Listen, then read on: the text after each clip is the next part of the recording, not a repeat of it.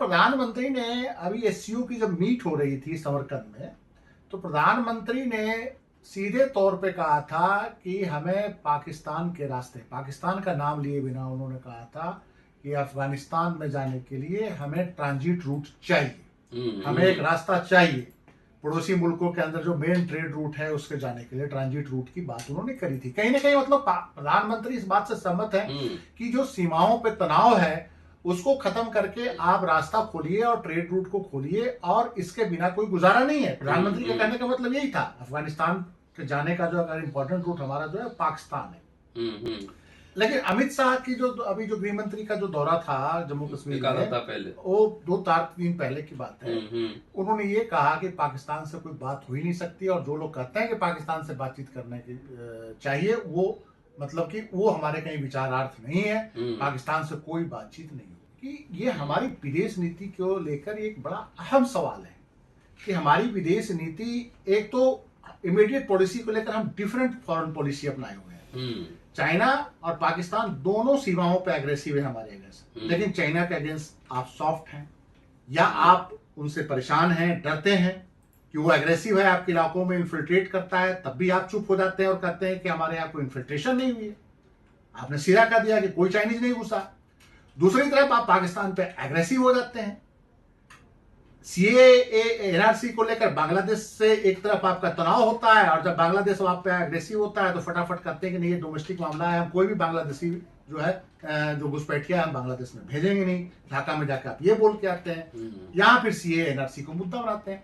तो domestic politics में short term benefits के लिए आप इस तरह की विदेश नीति को फॉलो कर रहे हैं, जिससे अल्टीमेट कंट्री के इकोनॉमिक्स को नुकसान हो रहा है। इस चीज को पाकिस्तानी आर्मी के ऑफिसर समझ रहे हैं, पिछले 5-10 सालों में उनको समझ में आ गई है। जनरल बाजवा ने 2-2.5 साल पहले कहा था कि जियो पॉलिटिक्स की जगह अब जियो इकोनॉमिक्स पे हमें ध्यान देना होगा, और जियो इकोनॉमिक्स में ये है कि हम सर्टेन जो आप इशू हैं उसको या तो एक साइड रख दें और अपने रिलेशंस को बायलैटरल जो है उसको सुधारें, उस इशू को एक साइड में रखते हुए ट्रेड एंड कॉमर्स को बढ़ाएं। अमेरिका, कनाडा और मैक्सिको ने एक जो बना रखा है अपना ट्रेड नेफ्टा जो बना रखा है, उसके तर्ज पे हम लोग भारत पाकिस्तान मिलके और इस तरह के एक एग्रीमेंट करके ट्रेड को ठीक करें, जिससे कि दोनों मुल्कों को लाभ हो। देखिए, ट्रेड अगर बढ़ेगा तो दोनों मुल्कों का लाभ होगा, अकेला पाकिस्तान को होगा, भारत को भी लाभ होगा। दूसरा, भारत सरकार की तरफ से अभी तक इस पर कोई रिएक्शन नहीं है। सारा कुछ देखते हुए भी कि आपका इमीडिएट पड़ोसी है, रिएक्शन ये है कि हम पाकिस्तान से बात नहीं करेंगे, सिंपल।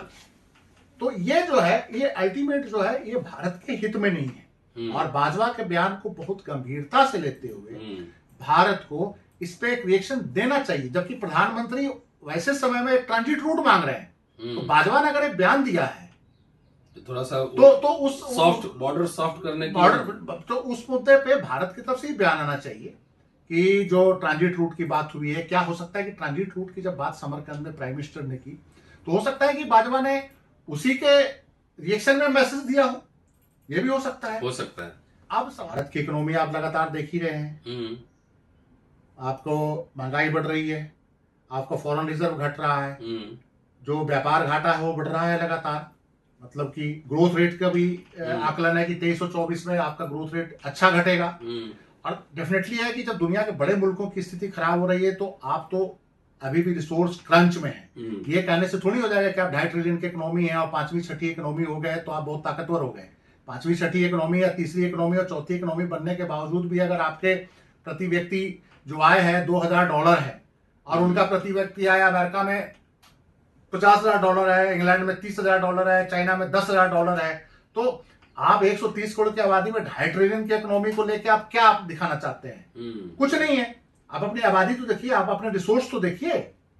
तो उस हिसाब से आने वाले दिन हमारे भी इकोनॉमिक्स के लिए, हमारी इकोनॉमी के लिए बहुत अच्छे नहीं है। और वैसे में आपको कई खर्चे घटाने पड़ेंगे। सीमा पे तनाव बढ़ने के बाद खर्चे भी बढ़ते हैं। कश्मीर में अगर आज तनाव है तो आपकी वहां पे आर्मी है, आपका वहां पे पैरामिलिट्री फोर्सेज है, उस पर आपका बजट जाता है, उस पर खर्च होता है। यही स्थिति पाकिस्तान का। पाकिस्तान की स्थिति देखिए, कभी बाढ़ आया, 1/3 पाकिस्तान जो है पूरी तरह डूबा हुआ था और वहां पे लाखों लोग जो है बेचारे बेघर हो गए। उनको कह रहे हैं कि 7 से 8 अरब डॉलर का नुकसान हुआ है।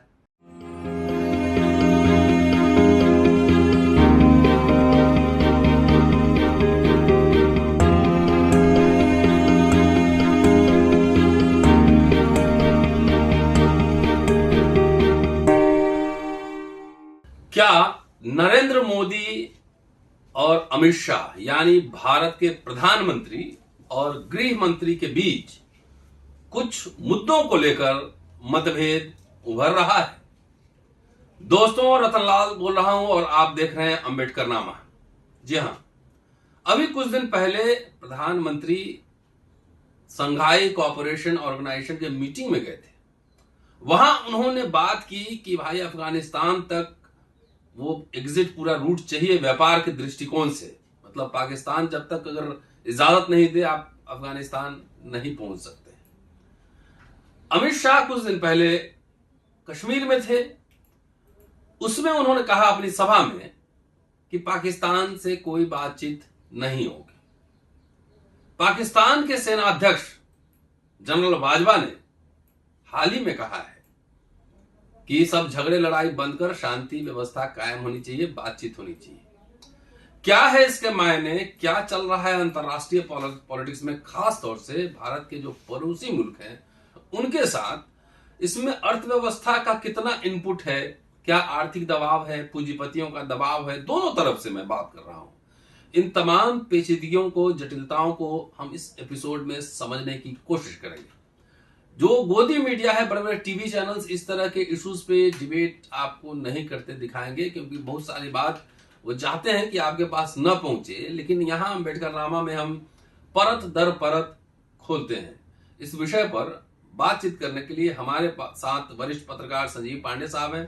इनकी नजर खास तौर से ऐसे मुद्दों पर होती है। लगातार अंबेडकर नामा में आप इनको सुन रहे हैं, इन्हीं से समझने की कोशिश कर रहे हैं कि आखिर ये माजरा क्या है।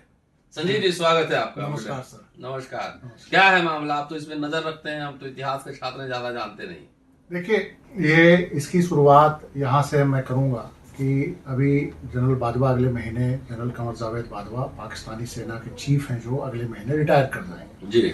लेकिन रिटायरमेंट से पहले उन्होंने काकुल में जो मिलिट्री एकेडमी है, पाकिस्तान के जो मिलिट्री एकेडमी है जहाँ पे उनके लड़के तैयार होते हैं आगे फौज में जाने के लिए, ऑफिसर्स जो तैयार होते हैं जी, वहां पे उन्होंने एक बहुत बड़े समारोह में अपने ऑफिसरों को भी एक तरह से मैसेज दिया है और हमें भी मैसेज दिया है कि हम सारे मुद्दों को, सारे झगड़ों को भूल के रीजनल जो हमारे डिस्प्यूट्स हैं उसको, स्टेटस को खत्म करके हम लोग शांति बनाए।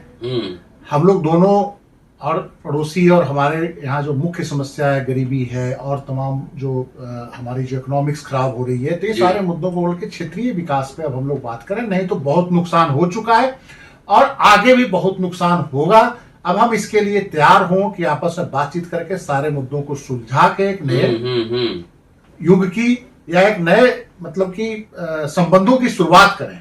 मूलतः से एक तरह से देखा जाए तो उन्होंने ये मैसेज जो है पाकिस्तान के जो आर्मी ऑफिसरों को भी दिया है, जिनके अंदर एक बहुत बड़ा एक एंटी इंडिया, एक बहुत बड़ा ऐसा ग्रुप है जो एंटी इंडिया सेंटिमेंट को लेके बैठा रहता है, और एक जो बहुत बड़ा जो ग्रुप है जो चाहता है कि बातचीत से मसलों का हल हो और पाकिस्तान की जो रियल समस्या आ रही है और जो अभी इकोनॉमी जो खराब है वो ठीक हो। अब इस बीच जो एक देखिए, ये जो पाकिस्तान से खराब जो संबंध है उसकी जो इफेक्ट, उसका जो इफेक्ट है वो हमारे मुल्क पे भी है। देखिए हमारे मुल्क पे कैसे है, अभी पूरी दुनिया में बात हो रही है कि सप्लाई चेन टूटा हुआ है। सप्लाई चेन टूटने के कारण महंगाई बढ़ रही है। यूक्रेन वार के कारण सप्लाई चेन टूट गया, कोविड के कारण सप्लाई चेन टूट गया, कहीं खाद्यान्न संकट आ रहा है, कहीं गैस और एनर्जी का संकट है। वैसे में प्रधानमंत्री ने अभी एससीओ की जब मीट हो रही थी समरकंद में, तो प्रधानमंत्री ने सीधे तौर पे कहा था कि हमें पाकिस्तान के रास्ते, पाकिस्तान का नाम लिए बिना उन्होंने कहा था कि अफगानिस्तान में जाने के लिए हमें ट्रांजिट रूट चाहिए, हमें एक रास्ता चाहिए।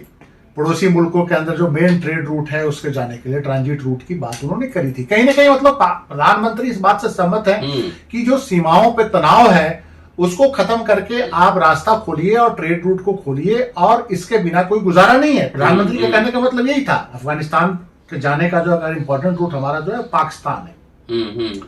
लेकिन इसी बीच प्रधानमंत्री ने समरकंद में ये कहा, लेकिन अब 2-3 दिन पहले जब हमारे गृह मंत्री जब जम्मू कश्मीर के दौरे पे, कितने तारीख को समरकंद में थी मीटिंग? समरकंद हमारे हिसाब से 15-20 दिन हो गए समरकंद मीटिंग के।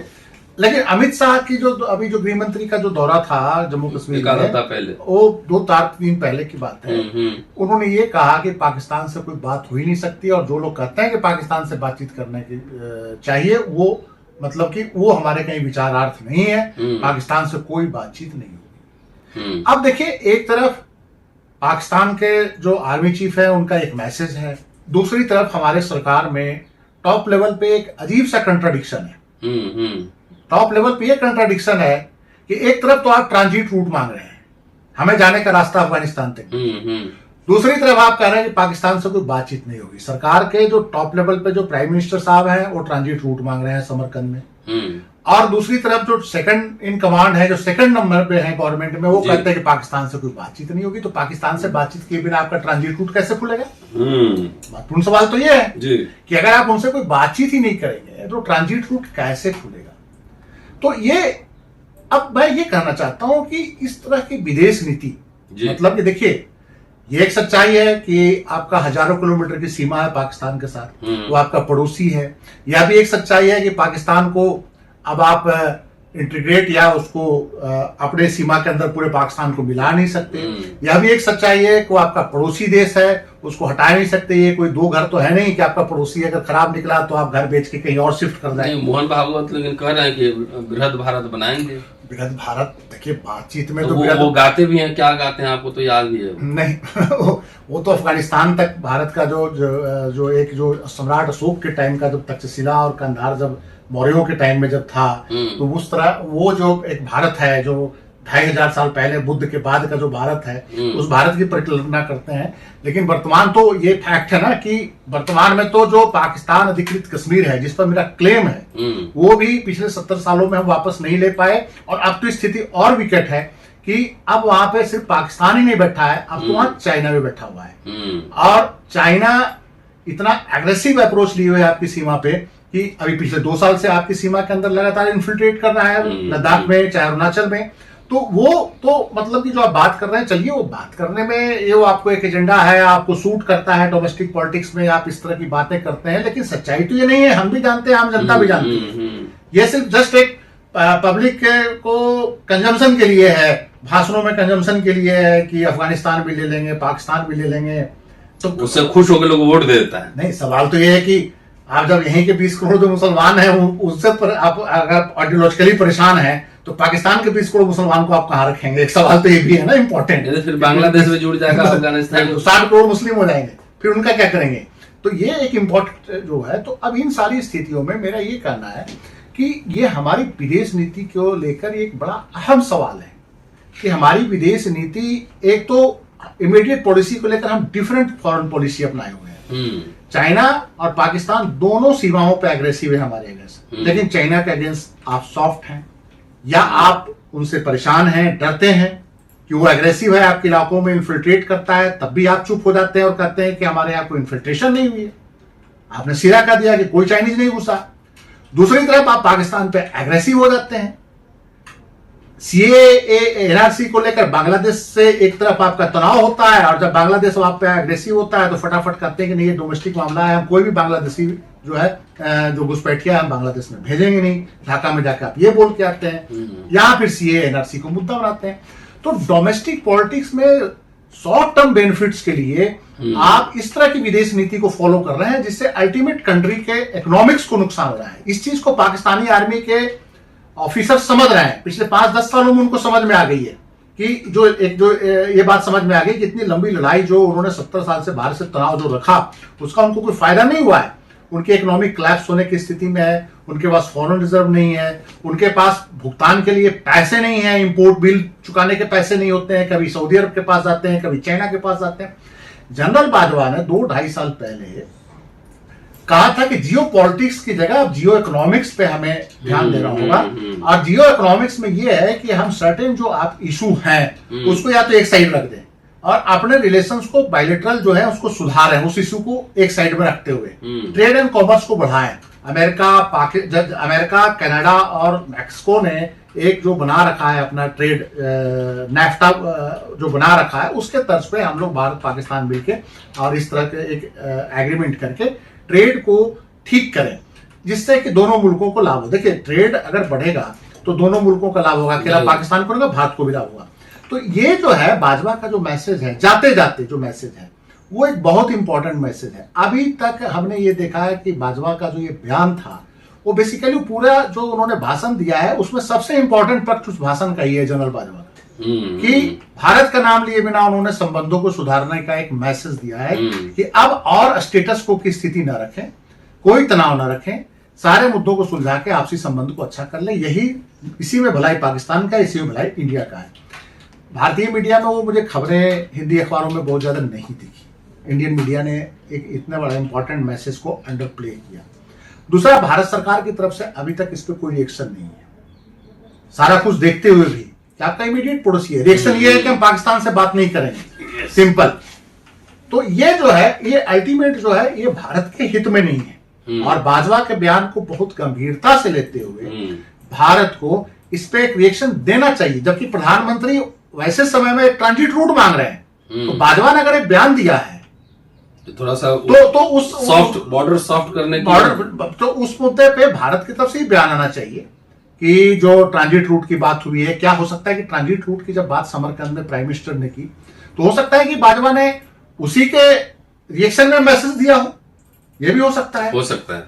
अब सवाल ये है कि आपका जो बाजवा ने करतारपुर कॉरिडोर खोला था, बाजवा का ये एफर्ट्स माना जाता है जब इमरान खान की गवर्नमेंट थी, नवजोत सिंह सिद्धू से जब बाजवा ने उस समय मैसेज किया था, इमरान खान ने शपथ ग्रहण, जब इमरान खान के शपथ ग्रहण में सिद्धू गए थे, तो इसका मतलब है कि इमरान खान के आने से पहले पाकिस्तानी आर्मी के अंदर जो एक ग्रुप था जो भारत से संबंधों को सुधारने के लिए फिलहाल जो पक्षधर है, उन्होंने एक रूपरेखा तैयार की थी कि भारत से रिलेशंस को कैसे नॉर्मल किया जाए। करतारपुर कॉरिडोर उसी की शुरुआत थी कि एक बार बॉर्डर सॉफ्ट होगा, रिलीजियस बॉर्डर सॉफ्ट करते हैं, इसके बाद बाकी मुद्दों पे डिस्कशन करेंगे। कोई ना कोई एक इशू होता है जिससे शुरुआत होती है, फिर आगे वो होती है। लेकिन उसके लेकर भी यहाँ पे बड़ा बवाल मच गया कि जी वो तो बॉर्डर खुल जाएगा तो उससे आईएसआई इंडिया में इन्फिल्ट्रेट कर जाएगी, उससे जी खालिस्तानी भी इन्फिल्ट्रेट कर सकते हैं, उधर कोई गुरुद्वारों में खालिस्तानी बैठे हैं। अब सवाल ये है कि आज की डेट में कोई मैन पावर से इन्फिल्ट्रेट थोड़ी करता है, टेक्नोलॉजी है, आर्टिफिशियल इंटेलिजेंस है और ड्रोन्स है जिसको इन्फिल्ट्रेट करने के लिए बड़े तरीके हैं। तो ये जो एक उसी समय हुआ क्रिएट किया गया, तो वो जो करतारपुर कॉरिडोर को जिसको लेकर जो एक इनिशिएटिव हुआ था, उसको जो सबॉर्टेज करने की कोशिश की गई, तो उसी समय से लग रहा था कि ये एक नए ग्रुप ऐसा हमारे यहाँ भी सक्रिय है, उनके यहाँ भी सक्रिय है, जो मुद्दों को नॉर्मल नहीं होने देना चाहते। और हमारे यहाँ तो लग रहा है कि विदेश नीति को लेकर एक कंफ्यूजन ही है कि हमें करना क्या है। हमारे 3 जो इमीडिएट पड़ोसी, 4 जो इमीडिएट पड़ोसी, 5 हैं, इधर नेपाल हो गया, इधर बांग्लादेश हो गया, इधर पाकिस्तान हो गया, एक तरफ चाइना है, एक तरफ श्रीलंका है नीचे, तो उसके लेकर बड़े कंफ्यूज फॉरेन पॉलिसी हमारी रहती है। नहीं, ये मान लिया जाए कि प्राइम मिनिस्टर ने जो कहा कि हमें सॉफ्ट बॉर्डर चाहिए ट्रांजिट के लिए, व्यापार करने के लिए, हो सकता है कि भारत के जो इंडस्ट्रियलिस्ट हैं जिनको अपना प्रोडक्ट बेचना है पाकिस्तान में, अफगानिस्तान में, उनके दबाव में भी हो, और उसी का रिएक्शन हो कि बाजवा ये भी कह रहे हैं कि अब शांति वंती सब पीसफुल होना चाहिए, नॉर्मल होना चाहिए। देखिए कंपल्सन दोनों का है। आप मेरी बात सुनिए, भारत की इकोनॉमी आप लगातार देख ही रहे हैं, आपको महंगाई बढ़ रही है, आपको फॉरेन रिजर्व घट रहा है, जो व्यापार घाटा है वो बढ़ रहा है लगातार। मतलब कि ग्रोथ रेट का भी आकलन है कि 23 और 24 में आपका ग्रोथ रेट अच्छा घटेगा। और डेफिनेटली है कि जब दुनिया के बड़े मुल्कों की स्थिति खराब हो रही है, तो आप तो अभी भी रिसोर्स क्रंच में है। ये कहने से थोड़ी हो जाएगा कि आप 2.5 ट्रिलियन की इकोनॉमी है और 5वीं 6ठी इकोनॉमी हो गए तो आप बहुत ताकतवर हो गए। 5वीं 6ठी इकोनॉमी या 3री इकोनॉमी और 4थी इकोनॉमी बनने के बावजूद भी अगर आपके प्रति व्यक्ति जो आय है $2,000 है, और उनका प्रति व्यक्ति आय अमेरिका में $50,000 है, इंग्लैंड में $30,000 है, चाइना में $10,000 है, तो आप 130 करोड़ की आबादी में 2.5 ट्रिलियन की इकोनॉमी को लेकर आप क्या दिखाना चाहते हैं? कुछ नहीं है। आप अपनी आबादी तो देखिए, आप अपने रिसोर्स तो देखिए। तो उस हिसाब से आने वाले दिन हमारे भी इकोनॉमिक्स के लिए, हमारी इकोनॉमी के लिए बहुत अच्छे नहीं है, और वैसे में आपको कई खर्चे घटाने पड़ेंगे। सीमा पे तनाव बढ़ने के बाद खर्चे भी बढ़ते हैं। कश्मीर में अगर आज तनाव है तो आपकी वहां पे आर्मी है, आपका वहां पे पैरामिलिट्री फोर्सेज है, उस पर आपका बजट जाता है, उस पर खर्च होता है। यही स्थिति पाकिस्तान का। पाकिस्तान की स्थिति देखिए, कभी बाढ़ आया, 1/3 पाकिस्तान जो है पूरी तरह डूबा हुआ था। और वहां पे लाखों लोग जो है बेचारे बेघर हो गए। उनको कह रहे हैं कि 7 से 8 अरब डॉलर का नुकसान हुआ है। अभी उनके पास मतलब कि वहां पे जो बाढ़ से जो पीड़ित लोग हैं उनको रिहेबिलिटेट करने के लिए पैसा नहीं है। तो उनको समझ में आ रहा है कि जो इतनी लंबी जो लड़ाई है, उनके पास तो भी 2 फ्रंट खुला हुआ है। उधर अफगानिस्तान बॉर्डर पे भी तनाव है, इधर इंडिया बॉर्डर पे भी तनाव है। तो उनके भी इकोनॉमी पे तो इफेक्ट पड़ रहा है ना। जैसे आप 2 बॉर्डर पे लड़ रहे हैं, एक तरफ चाइना से तनाव है, चाइना को भी देखना है इतनी लंबी सीमा पे, और दूसरी तरफ पाकिस्तान को देखना है। तो इतनी लंबी सीमा पे देखने के लिए सेना पे जो खर्च है, देखिए ये आपको बहुत एक बड़ा ग्रुप इंडिया में मिल जाएगा जो अखबारों में लगातार लिखता है कि मिलिट्री को मॉडर्नाइज करो, ये खर्च करो, ऐसे खरीदो, वो खरीदो, ये हथियार खरीद लो वहां से। लेकिन अल्टीमेट 70 साल में हथियार तो आप खरीदते रह गए, सीमा विवाद तो का हल तो हुआ नहीं। हथियार खरीदते रह गए, आप पीओके तो ले नहीं पाए, पाकिस्तान ऑक्युपाइड कश्मीर है। तो अल्टीमेट आप जो एक खर्च कर रहे हैं, या जो खर्च करने के लिए जो वकालत करने वाली जो टीम आपको बोलती है कि आर्मी में खर्च बढ़ा है, तो उसका रिजल्ट क्या आ रहा है? उसका कोई रिजल्ट बहुत बढ़िया तो निकल नहीं रहा है। और क्या अब आप खर्च करने की स्थिति में हैं? आप हर जगह तो कह रहे हैं कि सरकारों की स्थिति खराब है, इनकम कम है, खर्च ज्यादा है। आपको मिला जुला के अब अगर आर्थिक रूप से सरवाइव करना हो इकोनॉमिकली, तो इंटरनेशनल बॉर्डर को सॉफ्ट करना होगा। मिला जुला के यही बात है ना। मिला जुला के एक बहुत इंपॉर्टेंट बात यह है कि इंटरनेशनल बॉर्डर को सॉफ्ट करने का लिए 2-3 बातें आपको करनी पड़ेगी। एक तो जो साउथ एशिया में जो कम्युनलिज्म है, जिसके कारण एक बहुत बड़ा डिवीजन है सोसाइटी के अंदर, इसके लेकर ये जो 2-3 मुल्क जो है भारत, बांग्लादेश, पाकिस्तान को एक अपना अप्रोच डेवलप करना होगा। दूसरा, इनको सीखना होगा दुनिया के तमाम देशों में जो डेवलपमेंट्स हो रहे हैं उससे। दरअसल हमारे शासक वर्ग इतने लोभी हैं, इंडिया के भी और पाकिस्तान के भी, कि अपने पर्सनल बेनिफिट के लिए देश को डुबाने में कोई कसर नहीं छोड़ते। जैसे मैं एक आपको उदाहरण बताता हूं, first world war, second world war, आपने देखा होगा फ्रांस, इंग्लैंड, जर्मनी, इनके बीच कई तरह का कन्फ्रंटेशन था। कभी कोई सोच सकता था कि ये मुल्क इकट्ठे भी हो सकते हैं, यूरोपीय यूनियन बन सकता है? जर्मनी एक हो गया, जर्मनी एक हो गया। जर्मनी के जो विवाद था इंग्लैंड के साथ, जर्मनी का जो विवाद था फ्रांस के साथ, फ्रांस का जो विवाद था इंग्लैंड के साथ, सेटल कर लिया। नस्ल के नाम पे, लैंग्वेज के नाम पे कई तरह के विवाद थे, खत्म हुआ। एक अलग एक ऐसा उन्होंने एक करेंसी कर लिया, बॉर्डर को खोल दिया। कोई भी आदमी है इंग्लैंड का, कोई भी कहीं जाकर रोजगार पा सकता है। अब तो चलिए इंग्लैंड थोड़ा उससे एग्जिट हो गया यूरोपीय यूनियन से, नहीं तो जर्मनी का आदमी जाके स्वीडन में रोजगार कर सकता है, स्वीडन का आदमी जाके कहीं और जाके कोई काम कर सकता है। तो ये जो जब उन्होंने जो इतना बड़ा 2 वर्ल्ड वार लड़ने वाले देशों ने अपने बॉर्डर को सॉफ्ट किया, तो आप उनसे क्यों नहीं सीखते? आप वो तो डेवलप्ड नेशन थे, उनके पास तो रिसोर्स थे। फर्स्ट वर्ल्ड वार और सेकंड वर्ल्ड वार के बाद तो दुनिया के तमाम, उस समय तक दुनिया की तमाम कॉलोनियां उनके पास थी।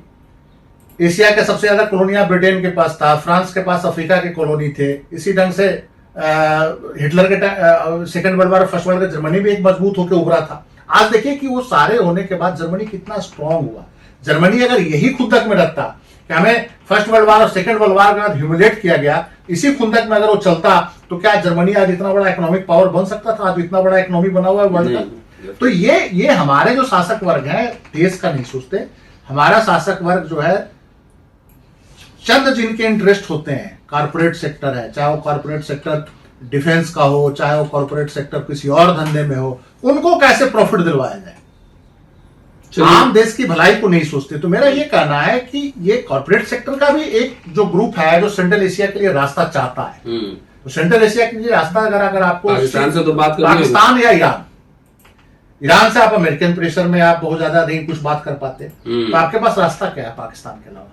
तो मेरा ये कहना है कि ये जो सारी चीजों को अगर आपने सॉफ्ट करना है, अपने देश का भला सोचना है, तो ये जो छोटी छोटी लालच है डोमेस्टिक पॉलिटिक्स में, एंटी पाकिस्तान, एंटी इस्लाम, एंटी मुस्लिम, ये सारी चीजों को खत्म करना होगा, एक तरफ रखना होगा। नहीं तो अगर इसी ढंग से आप सोसाइटी बनाते जाएंगे, पहले एंटी पाकिस्तान फिर एंटी मुस्लिम, ये सारा सोसाइटी बनाते जाएंगे, तो अल्टीमेट कंट्री का नुकसान होगा। आखिरी सवाल, इस पूरे संदर्भ में जी, चाइना भी इनिशिएट कर रहा है, पाकिस्तान, इंडिया सब है, अमित शाह का जो बयान है जी कश्मीर में कि हम कोई बात नहीं करेंगे, तो इसे क्या मायने समझे जाए? देखिए, ये जो भारतीय जनता पार्टी के जो नेता हैं, ये इस तरह का बयानबाजी डोमेस्टिक पॉलिटिक्स में बेनिफिट के लिए करते रहते हैं। अच्छा। इनका मैं जहां तक समझता हूं कि जो इस्लामिक वर्ल्ड से इनके रिलेशंस तो बहुत अच्छे हैं। अगर आप भारत डोमेस्टिक पॉलिटिक्स में अगर एंटी मुस्लिम पॉलिटिक्स कर रहे हैं तो फिर सऊदी अरब, यूएई, आप सबों से बहुत अच्छे रिलेशंस हैं। खूब बढ़िया मंदिर बनाया गया है, मंदिर बनाया गया। और ट्रेड में आप देखिए ना कि यूएई से और उससे जो लगातार जो समझौते हो रहे हैं, और हमारे जो बड़े कॉर्पोरेट सेक्टर जो हैं, जो सरकार के नजदीकी कॉर्पोरेट सेक्टर हैं, उनका अलाइनमेंट तो इस्लामिक देशों की सरकारों के साथ देखिए। तो ये जो सारी चीजों को देखने के बाद ऐसा लगता है कि आप सिर्फ डोमेस्टिक पॉलिटिक्स में अपने को मजबूत करने के लिए, बचाए रखने के लिए और मेजोरिटी को अपीच करने के लिए या मेजोरिटी को कॉमनल बनाने के लिए आप इस तरह की बातें बोलते हैं, इससे जिससे अल्टीमेट देश का नुकसान होता है जी। तो मेरा यह मानना है कि इस तरह के बयानों से बचना चाहिए। और यह भी सबको पता है, आज नहीं तो कल 10 साल बाद आपका कंपल्सन होगा कि पाकिस्तान से संबंध सुधारने होंगे। देखिए, पूरा पंजाब, पूरा हरियाणा इस बात को समझता है कि पाकिस्तान से अगर बॉर्डर सॉफ्ट होता है तो सबसे ज्यादा फायदा हरियाणा के इंडस्ट्री को होगा, जो एनसीआर की इंडस्ट्री है, और पंजाब के किसानों को होगा, जो आलू, टमाटर, चावल और तमाम चीजों का एक्सपोर्ट पाकिस्तान करना चाहते हैं। कपास का एक्सपोर्ट, आपका जो 50% जो ट्रेड पाकिस्तान से अभी तक रहा है, एनुअल ट्रेड आपका 2 से ढाई अरब डॉलर रहा है, उसमें 50% योगदान कपास का है, जो पंजाब और राजस्थान से कपास जाता है। तो ये जो चीजें हैं ना, ये जो नेबरिंग जो पाकिस्तान से लगते हुए स्टेट्स हैं, राजस्थान हो गया, हरियाणा हो गया, पंजाब हो गया, यहाँ के लोग तो इस चीज को समझ रहे हैं।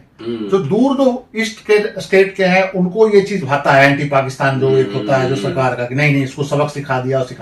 लेकिन ये जो बॉर्डर स्टेट्स हैं, इनको पता है कि पाकिस्तान से तनाव से नुकसान के अलावा कोई भला नहीं है। चलिए, तो बहुत बढ़िया। ये संजीव पांडे थे। राजनीति की लीला सिर्फ अपने देश के अंदर नहीं होती है, अंतर्राष्ट्रीय पटलों पर भी लीला होती है। भारत के संबंध यूएई, मिडिल ईस्ट के कई देशों से अच्छे हैं, उनके साथ व्यापार भी है। पाकिस्तान से भी सॉफ्ट बॉर्डर करने की बात चल रही है, लेकिन संजीव जी ने समझाया कि घरेलू पॉलिटिक्स की वजह से मेजोरिटी को अपीज करने, खुश करने के लिए इस तरह के स्टैंड राजनेता लेते हैं कि हमें पाकिस्तान से बात नहीं करनी है। पाकिस्तान से बड़ा व्यापार है, अगर बात नहीं करेंगे तो व्यापार भी नहीं बढ़ेगा और बॉर्डर खुलेगा कैसे, आप कैसे पहुंचेंगे अफगानिस्तान तक। बहुत सरलता से संजीव जी ने समझाया। पूरा वीडियो देखिए, शेयर, सब्सक्राइब और लाइक करते रहिए। जल्दी मिलता हूं आपसे अगले एपिसोड में। शुक्रिया। जय हिंद।